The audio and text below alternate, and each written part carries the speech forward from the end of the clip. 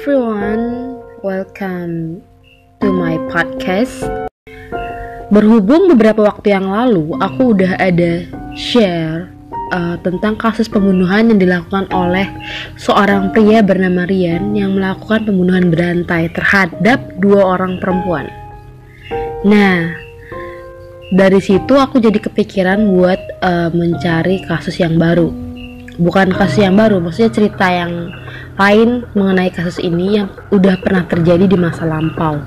Dan aku ketemu sebuah artikel di mana ini adalah sebuah kasus pembunuhan berantai juga yang dilakukan oleh seorang pria yang biasa disebut dengan dukun AS, di mana pria ini sudah membunuh 42 orang wanita dari tahun 1986 sampai dengan tahun 1997. Wow, gila. Jadi selama 11 tahun dia itu udah ngebunuh 42 orang wanita dan baru ketahuan setelah 11 tahun, men.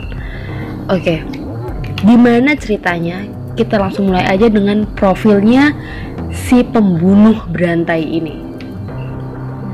Diketahui bernama Ahmad Suraji, lahir di Medan pada tanggal 10 bulan 1 tahun 1949 dengan nama Sagimin.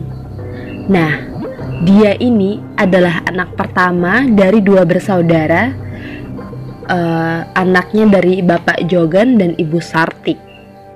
Untuk bapaknya sendiri ini, dia ini adalah seorang dukun, lalu meninggal pada saat si Ahmad Suraji ataupun dukun AS ini berusia 7 bulan. Nah, jadi saat dia baru berusia 7 bulan, bapaknya tuh meninggal dunia, guys, kayak gitu.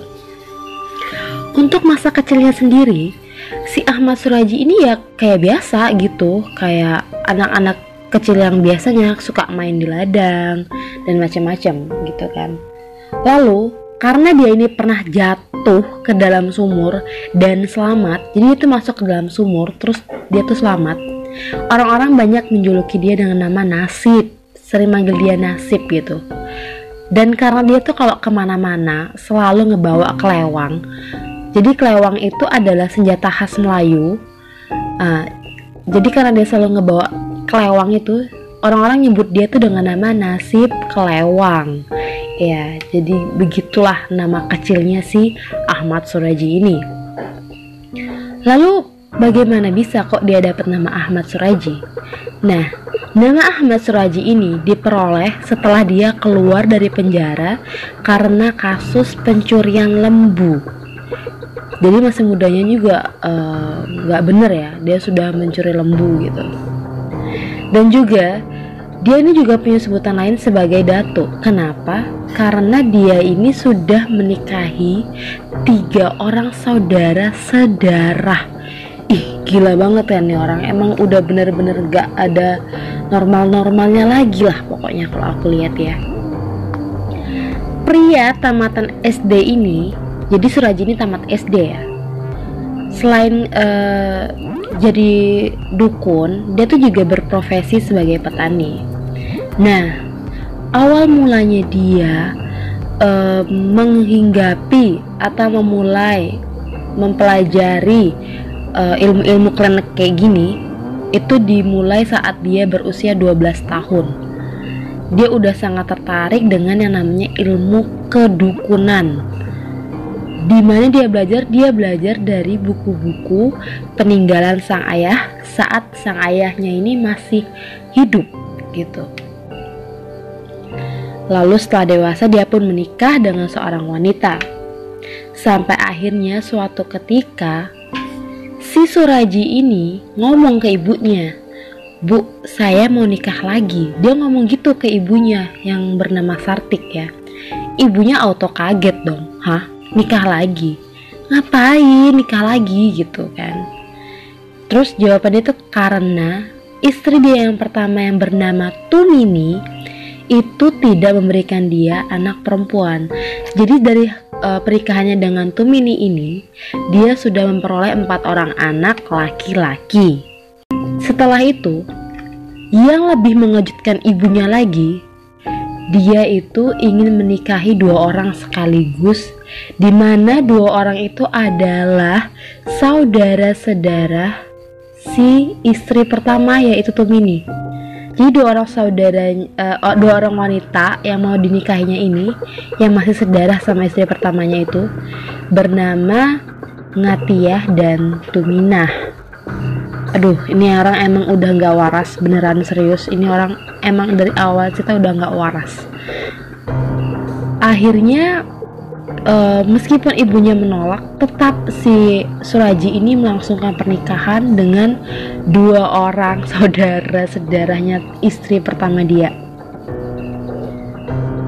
Dari total pernikahannya dengan 3 orang istrinya itu, si Suraji udah memperoleh 9 orang anak. Sampai seperti itu, sampai dia udah punya 9 orang anak pun, si ibunya Suraji ini nggak pernah setuju gitu dengan pernikahan itu, dan selalu menentang pernikahan yang sudah terjadi ini. Karena hal itu, akhirnya Suraji dia itu ngebuang ibunya. Gimana ya? Maksudnya tuh ngusir ibunya dari rumah. Ya, karena ibunya menganggap bahwa perbuatan yang dia lakukan itu bukanlah perbuatan yang benar, itu tuh salah gitu. Jadi karena si Suraji ini nggak terima, ya udah ibu keluar aja dari rumah gitu lah, intinya kurang lebih seperti itu. Jadi ibunya ini diusir dari rumah. Kembali ke ceritanya, gimana dia bisa semakin mendalami ilmu kliniknya. Jadi si Suraji ini sering mendapatkan mimpi, kalau bahasa Jawanya itu ngimpeni. Jadi dia itu sering dimimpiin, didatengin sama ayahnya di dalam mimpi, dan sering diajarin ilmu-ilmu kedukunan kayak gitu. Sampai akhirnya suatu malam dia bermimpi lagi, ayahnya datang. Nah, inilah awal mula kasus pembunuhan ini terjadi. Jadi saat dia mendapatkan mimpi itu, ayahnya berkata bahwa kalau kamu ingin menjadi seorang dukun yang sakti mandraguna, kamu harus melakukan hal ini gitu. Halnya apa? Ternyata dia itu harus menghisap ataupun meminum air liur wanita dan membunuh 70 wanita. Jadi ada juga artikel yang bilang itu 72 wanita.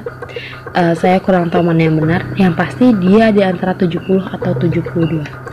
Jadi untuk mendapatkan ilmu kanuragan yang hebat, dia harus membunuh 70 orang wanita dan meminum air liurnya gitu. Seperti itu. Aduh, gak habis pikir.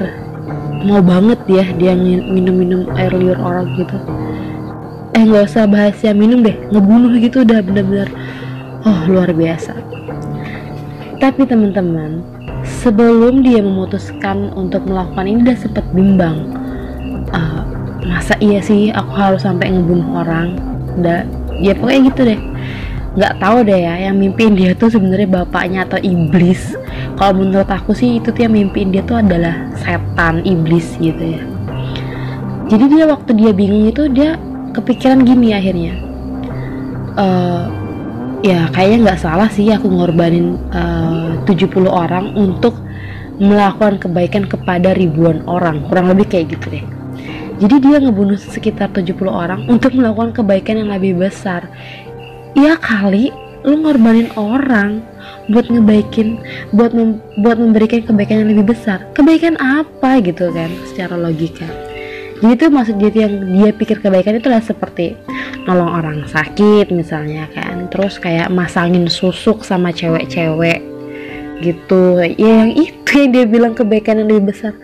Ini orang memang udah bener-bener sinting, udah bener-bener gila ini psychopath. Setelah kejadian itu, dia melancarkan aksinya dari tahun 1986 sampai dengan tahun 1997. Itu mulai terendus kasus pembunuhan ini. Gimana bisa terendusnya? Jadi ceritanya gini. Pada suatu sore, pada tanggal 27 bulan April tahun 1997, di Dusun Aman Damai itu heboh karena ada seorang pemuda yang menemukan mayat wanita tanpa busana. Ditemukannya itu di ladang tebu, dan saat dilihat ya, ternyata mayat itu adalah mayat seorang wanita yang bernama Sri Kemaladewi yang sudah hilang selama 3 hari.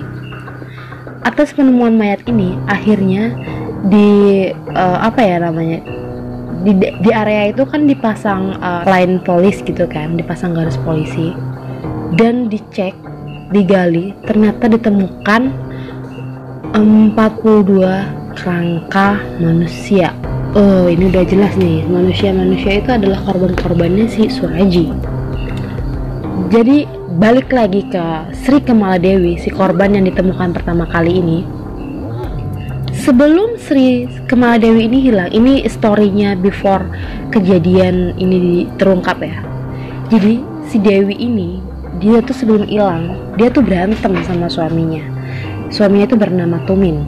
Nah, awal-awalnya polisi mencurigai bahwa Tumin ini adalah pelaku pembunuhnya. Tapi karena ditemukan ada kejanggalan, kayak ada mayat lainnya juga, jadi si polisi lebih kita harus cari yang bukti lebih otentik nih gitu. Sampai suatu ketika ada sebuah pencerahan datang kepada pihak polisian. Nah, hal itu adalah ada seorang pria yang bernama Andreas. Dia mengaku ngantarin Sri Kemaladewi ini ke rumahnya Suraji. Nah, dari informasi yang didapat ini, polisi mendatangin rumah si Suraji untuk digeledah. Belum digeledah sih, lebih kayak cuman tanya aja gitu. Jadi waktu itu si polisi datengin rumahnya Suraji dan dia tanya, apa benar Ibu Dewi ada kesini gitu kan. Ya dengan santainya Suraji jawab, iya dia emang ada kesini gitu. Tapi selepas maghrib dia pulang. Si Suraji ngomong gitu. Ya karena polisi juga gak megang bukti apa-apa ya, dia juga pokoknya nggak ada pegangan lah kalau mau bawa si Suraji sebagai tersangka waktu itu. Akhirnya si Suraji ini lepas, nggak ditangkap, dan kasus ini pun juga sempat vakum, jadi kayak nggak kelihatan berjalan. Tapi dalam proses vakum itu ternyata polisi masih melakukan investigasi ataupun penyelidikan terhadap mayat-mayat lainnya yang ditemukan. Nah, dari penyelidikan ini ditemukan bahwa kok mayat-mayat ini semuanya kayaknya pasiennya Suraji gitu. Wah iya nih bener nih pasiennya Suraji nih gitu kan. Akhirnya polisi dengan sigap setelah mendapatkan titik terang itu tadi, kembali mendatangi rumahnya si Suraji. Nah kali ini polisi itu datang dan langsung ngegeledah, bahkan sampai ke setiap sudut rumahnya si Suraji ini. Dari hasil penggeledahan ini ditemukanlah barang-barang bukti berupa pakaian wanita dan juga banyak perhiasan. Akhirnya ketahuan ya guys, itu yang dinamakan dengan sepintar-pintarnya kita nyimpen bangke pasti kecium juga, atau sepintar-pintarnya tupai meloncat pasti bakal jatuh juga gitu. Oke, back to the stage lagi. Setelah digeledah akhirnya dan didapatkan barang bukti yang otentik gitu ya, dibawalah si Suraji ini ke kantor polisi untuk diadili dan diinterogasi. Saat diinterogasi dengan alat gitu, sampai dipaksa buat mengakui si Suraji ini atas perbuatannya gitu. Sampai akhirnya si Suraji ini mengaku bahwa ya saya memang membunuh Dewi, dia ngomong gitu. Jadi dia ngaku nih ngebunuh satu orang. Tapi karena yang ditemuin di ladang itu gak cuma satu, akhirnya masih terus dicecar, masih terus dipaksa sama polisi ini. Kamu yang benar kalau ngomong, ya kamu bunuh itu pasti gak cuma satu gitu. Akhirnya dia ngaku lagi, iya saya ngebunuh 16 orang waktu itu. Enggak, kamu gak bunuh 16 orang. Polisi kan gak gampang percaya ya. Jadi masih aja terus dikorek informasi dari si Suraji ini, sampai akhirnya si Suraji mengakui bahwa dia sudah membunuh 42 orang wanita. Nah, pada saat interogasi itu kan pas ditanya nih, kenapa kamu ngebunuh orang? Kenapa kamu ngebunuh perempuan-perempuan itu gitu? Polisi pun terkaget-kaget karena alasannya membunuh perempuan-perempuan itu adalah demi memperoleh ilmu kesaktian. Gila banget. Udah sih aku speechless banget kalau udah kayak gini. Ini orang emang udah sedeng, udah nggak ada otak, nggak punya hati nurani juga. Lalu setelah itu dilanjutkanlah persidangan. Nah, dalam hal ini ternyata si Suraji ini dicurigai ada pembantunya, ada yang bantuin dia untuk melakukan pembunuhan, yaitu istri pertamanya yang bernama Tumini ini tadi.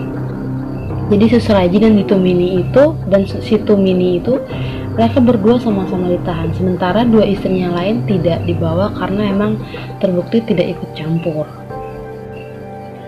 Lalu pada tanggal 22 Desember tahun 97 disidanglah si Suraji bersama istrinya. Pada saat persidangan, Suraji menolak mengakui bahwa dia sudah membunuh 42 orang. Padahal waktu diinterogasi dia tuh ngaku, tapi waktu di persidangan dia nolak buat ngaku. Kata dia gini, waktu itu ada bisikan gaib yang ngomong ke saya buat bilang iya gitu. Karena pada saat itu juga saya kan lagi dipaksa. Waktu itu kan sedang ada paksaan dalam proses interogasi saya, kata dia ngomong gitu. Pinter dia ngelesnya coy. Sementara si Tumini ini juga dia ngebantah bahwa dia tuh bersekutu dengan suaminya dan mengatakan dengan tegas bahwa tuduhan ini tuh merupakan sebuah kebohongan besar. Wah, hebat mereka sih. Aku salut sih emang. Dan setelah terungkapnya kasus ini, maka satu persatu korban yang selamat dari aksi pembunuhannya si Suraji ini speak up. Jadi mereka tuh kayak mengeluarkan apa yang selama ini mereka sembunyikan gitu. Jadi mereka tuh langsung buka suara. Sebut aja nih ya, ini salah satu korbannya Suraji yang selamat. Sebut aja Yanti. Dia ini ada di dalam buku The Bastard Legacy yang jadi si Yanti ini merupakan salah satu korban yang selamat. Jadi gimana ceritanya si Yanti ini bisa selamat? Jadi waktu itu dia kan ngeliat temen dia nih, kamu cantik banget, seger banget gitu kan. Iya, aku habis pakai susu di rumahnya Suraji gitu, di rumahnya dukun AS tadi, Ahmad Suraji. Oh serius, ya udah deh aku mau coba kesana gitu ya, kurang lebih gitulah percakapannya si Yanti ini tadi. Ya tapi nggak gitu juga nih. Akhirnya si Yanti ini mendatangi si dukun AS tadi untuk minta dipasangin susuk supaya dia terlihat cantik, segar, dan rezekinya lancar gitu guys. Kalau emang zaman dulu tuh kan yang kayak gini kan emang udah biasa gitu ya, udah nggak heran lagi sih menurut aku kalau pada zaman dulu. Bahkan mungkin di zaman yang sekarang ini pun juga ada. Oke, back to the stage lagi. Setelah itu awal-awalnya sih nggak ada yang mencurigakan ya, kayak biasa lah berobat ke dukun ya, konsultasi, ngobrol, ngomong, sampai akhirnya si Suraji tuh kayak ngasih air minum yang udah dia ludahin, terus disuruhnya si Yanti itu minum. Kalau gue mau ogah minum bekas soda orang, sumpah demi apa, ogah banget gue. Terus jadi si Yanti ini pun ya karena niat dia pengen cantik ya, pengen rezekinya lancar ya, diminum air itu tadi. Ya awal sih nggak ada masalah apa-apa, cuma Suraji ngomong gini, nanti tengah malam kita ketemu ya di perbatasan desa. Si Suraji ngasih tahu gitu.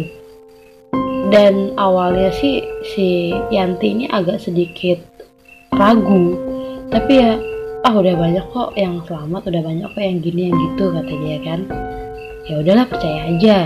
Akhirnya si Yanti pun menuruti apa yang dikatakan oleh si dukun AS ini tadi.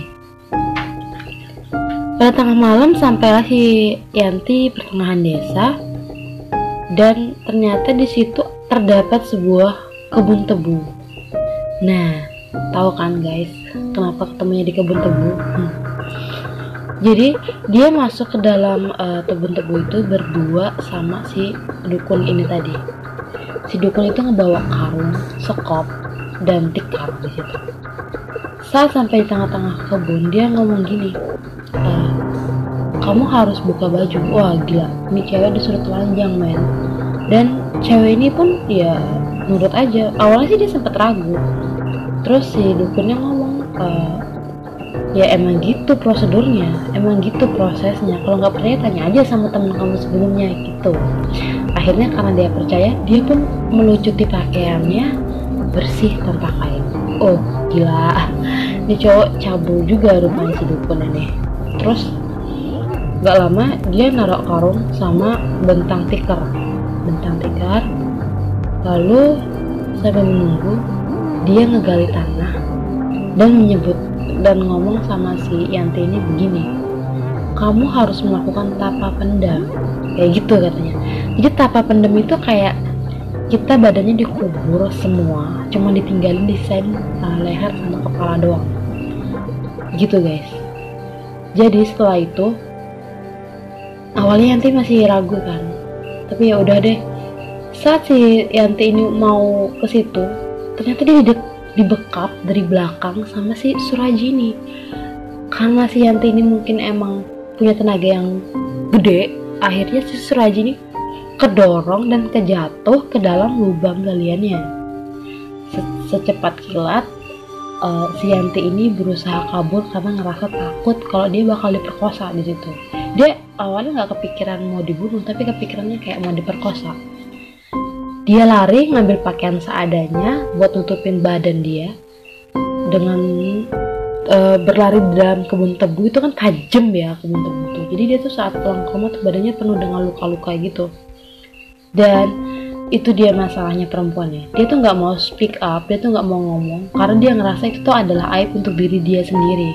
Karena waktu itu emang ya sampai sekarang juga sih namanya ketahuan pasang susu itu kan nggak bener gitu. Jadi dia lebih milih buat diem. Itu penyebabnya sih Yanti itu selamat guys. Lalu setelah itu pada tanggal 24 bulan 4 tahun 1998 si dukun AS alias si Suraji ini dia dihukum mati. Jadi dia udah divonis sama hakim dihukum mati. Sementara istrinya si Tumini dihukum seumur hidup. Saat diputuskan hukuman itu, udah diketok nih 3 kali sama si hakim, tok tok. Dia cuman kayak yang senyum, tenang aja. Terus ya melihat ke arah wartawan gitu, senyum gitu. Sambil ngomong dia mau mengajukan banding. Akhirnya dia melakukan pengajuan banding, tapi ditolak oleh Pengadilan Tinggi Sumatera Utara pada tanggal 27 bulan 6 tahun 98. Ditolak nih. Lalu dia masih tetap berusaha untuk mendapatkan grasi. Jadi kayak pengurangan hukuman gitu. Dia mengajukan kasasi ke Mahkamah Agung supaya dia nggak dihukum mati. Tapi ditolak juga pada tanggal 27 bulan 9 tahun 2000. Ini udah 2 tahun ya, udah 2 tahun setelah dia diputuskan dihukum mati. Lalu dia masih tetap kokoh, dia tetap berusaha dan mengajukan lagi gerasi tapi tetap juga ditolak pada tanggal 28 bulan 5 tahun 2003. Jadi dalam proses itu udah kurang lebih 5 tahun dia di penjara gitu. Cuman dia emang belum dibunuh, belum dieksekusi. Jadi selama menunggu proses eksekusinya itu, si Suraji ini diberi kayak siraman rohani, diajarkan tentang agama segala macam. Pokoknya diajarkan kebaikan selama dia berada di penjara. Akhirnya dia pun mampu melepaskan keilmuannya itu. Jadi kedukunan dia tuh emang bener-bener dia lepasin. Dia ngomongnya gitu dan dia selalu bilang, aku udah tobat, aku punya kesempatan, aku punya kesempatan untuk diberi kesempatan hidup gitu, tolong dong gitu. Masih kayak yang dia masih kayak nggak, aku nggak boleh mati gitu, aku tolong kasih aku kesempatan buat hidup, kurang lebih kayak gitu. Tapi keputusan sudah dibuat, nggak bisa diganggu gugat. Nah, pada tahun 2008 dia dengar desas-desus bahwa dia akan segera dieksekusi. Pada saat itu dia stres dong, auto stres. Ya kali kita mau dibunuh kita tenang aja, nggak mungkin kan. Jadi dia kayak yang stres, aduh galau, depresi. Sampai akhirnya pada tanggal 10 bulan 7 tahun 2008, 3 peluru oleh 12.000 tembak di brigadir mobil itu menembus badan dia. Matilah dia seketika di tempat. Tamatlah riwayat dia pada saat itu. Dan sebelum dia dieksekusi, dia memiliki 2 permintaan. Dan dua-dua permintaan itu dikabulkan oleh Mahkamah Agung. Yaitu yang pertama, bertemu dengan keluarganya seperti ibu, istri, dan anaknya, serta saudara-saudaranya yang ada di Riau dan di Dumai. Lalu yang kedua, barang-barang yang dia pakai sehari-hari selama dia di penjara itu diserahkan kepada seorang yang bernama Safna. Jadi karena emang wajar ya dikabulin sama orang Mahkamah Agung ya. Dan ternyata penderitaan dia itu nggak cukup sampai dia mati. Bahkan saat dia udah mati itu, waktu dia mau dimakam, penduduk tempat dia tinggal dulu itu semua nolak dia buat dikubur di situ, nggak ada yang mau. Terutama orang tuanya Dewi, bener-bener ngomong yang kayak, saya tidak sudi orang itu dimakamkan bersebelahan dengan makam anak saya, gitu ya.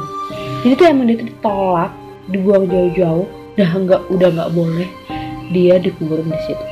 Lalu pada tanggal 11-nya bulan 7 2008 dia pun dimakamin di pemakaman yang lain gitu. Nah, sampai di sini guys cerita aku. Ternyata emang di Indonesia ini ada juga ya kasus pembunuhan kayak gini yang luar biasa banget. Kalau aku nggak cari-cari artikel kayak gini, mungkin aku nggak bakalan tahu juga.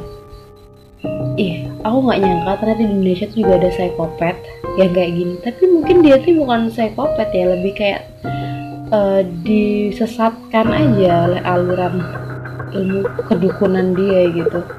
Disesatin sama setan sih kalau menurut aku dia nih. Oke guys, sekian cerita aku hari ini. Ya ditunggu ya cerita-cerita podcast aku yang lain di episode-episode berikutnya. Jangan bosan buat dengerin.